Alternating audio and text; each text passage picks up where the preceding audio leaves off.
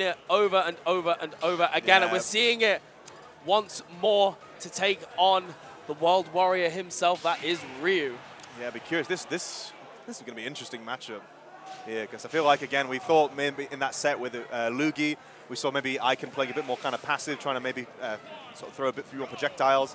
Maybe the case again here, but it's going to be about whiff punishing from Tarik's side here. But there's not really much room, not too much lag after Ikan whiffs, but there is lag. Oh, God. I'm getting flashbacks again. Why does up smash not work, man? So unfortunate. I took 60% for it as well. I must admit, one thing in the previous set that I wanted to mention about Tarik is the fact that, and Pelly as well, the fact that there are some players where the characters that have got those broken moves, they've got that like backup plan already in the back of their mind. That's how you know that these guys are next level, where sometimes the up smash won't work or the back air won't work, and it's still gonna work. However, you're gonna need more than a backup plan to take on Ikan. You gotta make sure you got at least a few more plans in the sleeve as Ikan is taking the first stock at the moment. Yeah, Tarik answering back, but yeah, we saw Ikan confirming to Shoryuken there. Wasn't enough to get the kill, but got a bit more damage to kill with an aerial. Didn't even quite see what that was that finished off, but Tarik answering back, just like the Pelly set, just trading big combos. And I don't know if that was just crazy SDI or if Greninja's moves just continuing to work as intended. But great DI, I think, on there. That weak Nair could have spelled Ikan's demise. I think DIing away from that to not get hit by the forward air. And here comes Ikan. Ooh, just electing to get a little bit more damage, and the forward air at a disadvantage. Finally going to take the first stock, but again, Ikan, one down tilt, one up tilt, just could spell the end of the stock, particularly now 100% lead for Ikan. You've seen Ikan do what he did so well in the previous sets, even though, even if he couldn't quite clutch out to be in winner side of Grand Finals. He uses stage control so well. So it's how Tarik's going to get out of the corner is going to be really curious. But how Ikan gets off ledge is with a kill confirm, looking like Lugan right there, killing off the ledge. And that's the scary part for Tarik, right, is that even that one little straight aerial can lead to your demise, and it means that going for those quite hard reads with the smash attacks are going to be even riskier than normal, because again, just the leap on ledge, on reaction, into the kill confirm. Beautiful awareness from Ikan to be able to go for that, but certainly it's something that Tarik is going to have to keep in mind. But again, it is only game one. Adjustments are going to be made. Yeah, we saw actually a little bit earlier Tarik trying to find his way in with a dash attack, but if Ikan shields it, the confirms are there. That is the risk reward of playing a character like Greninja. You want to use dash attack, you want to use up smash, finally working that time. Both hits connecting when it mattered most at kill percent. And it's vital as well. Tarik doing a really good job at taking advantage of Ryu's less than stellar mobility in the air. Of course, that focus attack allows that little extra option to get around, but certainly once you've used it, you've got to get back down, and Tarik was just there. And even with the focus attack, the fact that the up smash is 2 hits is going to be perfect for taking stocks. Exactly, yeah. I think Ikan will be wise to that. You can see some Ryu players, if they're not aware of the multi-hits that their opponent has, they can be get a rude awakening if they opt for focus attack. But look at this from Tarik, and again, just like I said, Joycey, thinking he had time to punish with the dash attack, but it wasn't enough, and you get jabbed, sent to the sky. Maybe just those little sprinklings of unfamiliarity in the matchup, because that's something that was very, very different from the set against Pelly, where because he was so comfortable in that matchup, he knew when to press the issue and when to hold back. And yet in here, we're seeing multiple occasions where Tarik is almost like just pressing it a little bit too much, trying to get punishes that aren't there, and is eating massive reversals every time. Yeah, we talk about small margins, and again, it's just sort of familiarity. You might know the frame data on paper, but just thinking if you have time to punish, and it's just the risk reward. Of course, the reward's pretty good from Greninja's dash attack, of course, sets up a lot, especially at early percents, and can kill with bad DI at high percents from a confirm itself, but wait and see. Good start here, though, from Tarik. I think we're going back to Hollow Bastion. Yeah, we can see Ikan getting a couple of hits off these descending aerials in disadvantage. Again, I love that from Ikan, just holding the focus attack a little bit, backing up when he see that a button is not being pressed, and we can see Ikan trying to recover high, but Greninja so good at chasing opponents in the air, but wait a minute. two whiffs in a row! Oh my goodness. Oh, but Tarik doesn't mind. Chasing Ikan down, going for a really aggressive forward air right at the very edge of the blast zone there. And a nice big lead, or relatively big lead for Tarik, which is, to be fair, slipping away. A big meaty back air. The Ryu back air feels so strong. That feels hard to be hit by, man. Oh, it's definitely the sound effects, right? They really put effort into making it. You feel every single hit that Ryu gets, particularly the parry sound effect as well. You feel like you're messed up whenever you get a parry. And the second one, what is this a replay? What's going on? Are we repeating ourselves? What is happening? What's going on? Oh, God. And finally, the spacing on Tarik, trying to fade back with that forward air.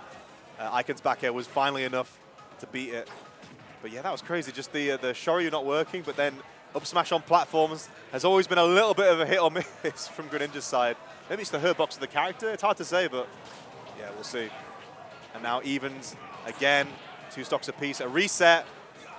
Yeah, I think he was scouting a roll in there with the focus, yeah. No, for sure. He was trying to get anything going. And again, just a little data in the brain at the moment, knowing that Tarik is electing to roll out in that situation and just avoid the issue, but there's no issue that can be avoided when Ikan is there in your face with the Shoryuken to take the second stock, and it's looking pretty dicey for Tarik at the moment, I have to say. I think just on the platform there, I think we saw one of Greninja's main weaknesses as a character is the outer shield. Tarik was stuck in shield on the platform, and Ikan could just press buttons, and knowing that if one landed, it would end in a Shoryuken, and that is exactly what happened. So, you know, you want to press shield because, of course, there's so many buttons flying at you from Ryu's side, but the shield pressure, so good. Yeah, and just sealing the deal there, rinsing and repeating, but I believe the jump is gone, and the Hydro Pump to seal the deal. Again, you have to rinse and repeat sometimes with Greninja, with those linear recoveries that you're trying to get, but if it works, and even if it takes a little bit more time, the payout is so worth it. Yeah, speaking of rinse and repeat, giving a little bath there with that up B, and I'll tell you what, sometimes it's actually tricky. You can sometimes try and go for that Gimp with the Greninja Hydro Pump, but you can actually pull them to ledge sometimes, so great stuff from Tarik, getting the stock with that as well. Again, a little flicker of unfamiliarity there, hitting that neutral air and then charging that forward smash, anticipating it to connect. And that is something with Tarik where against another opponent, maybe you'd be able to get that. Here we go, the tech chase situations being a little bit slow on the dash attack, and Ikan living another day. But again, this has been the Tarik show all the way throughout this last stock, and just clipping, but manages to get back to stage. That's ridiculous. The final hit of the back air has a hitbox that tries to make it connect into the other hits, and it actually pushed Ikan up. It saved him. That's crazy. And we can see Ikan just sharking at the ledge. Again, these confirms not quite working time and time. Again, just somehow weaving his way around the upper, and Ikan again, tail as old as time, is stuck off the ledge. You've got to be so careful, and we can see Ikan can smell the fear, but can he smell the forward air? No, he can't. 1-1 in the set. That was scary. I think Tarik, you can see there. Oh, God. There was a moment I think Tarik dropped down and had to re-grab, and I wondered what the punish might be from the re-grab on the ledge. Ikan actually backed away, trying to just more play like a ledge trapping game. But that could have been scary from Tarik's side. And a sigh of relief, I think, yeah, well earned from Tarik. Yeah, take a deep breath, brother. You have 100% that at the very least. But certainly that's the scary part about both of these players, right? Is that no matter who's got the lead, they've both got the potential to just claw it all the way back. A mere minute ago, we were talking about how it was looking pretty dicey for Tarik. Yeah. And then the tidal wave after that Hydro Pump, the wave just carried on crashing and carried Tarik with that momentum into a 1-1 situation here. The Greninja and Ryu still being stuck. I feel like these characters are going to be the mainstays for the entirety of the set. I feel like Kazuya, he's had his time, but this Frog is going to show him what's what.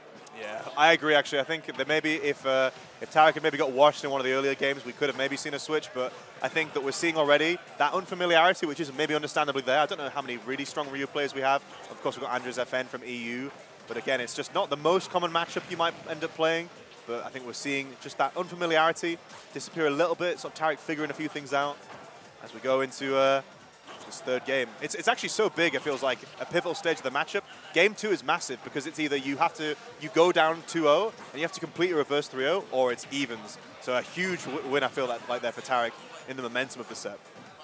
Yeah, we can see actually a much slower pace here at the start of this game 1. Just both of them feeling each other out. A lot of these stray hits rather than these long strings. Of course, Tarik electing to try and get this edge guard going. Yep. Lovely drop down back air, and Ikan once again managing to keep the jump and a beautiful high recovery there. Not quite managing to get the punish on the recovery. However, Tarik just keeping it going, and again, those smash attacks at the ledge, they're getting punished each and every time, but stunning DI from Tarik to avoid that attempt. Surprise! The Shadow Sneak there finally coming in. You don't always see Tarik go for it. There's the fireball off the ledge. You see, again, this delicate moment of peace between these two as Ikan trying to shark with the ledge trap. A lovely tech there from Tarik. Again, these weak hits. Oh! I rate the idea, betting it all on Ikan putting out a hitbox, which makes sense. If you're Ryu on the ledge, you maybe want to press that down tilt button, but Ikan is somehow aware for it.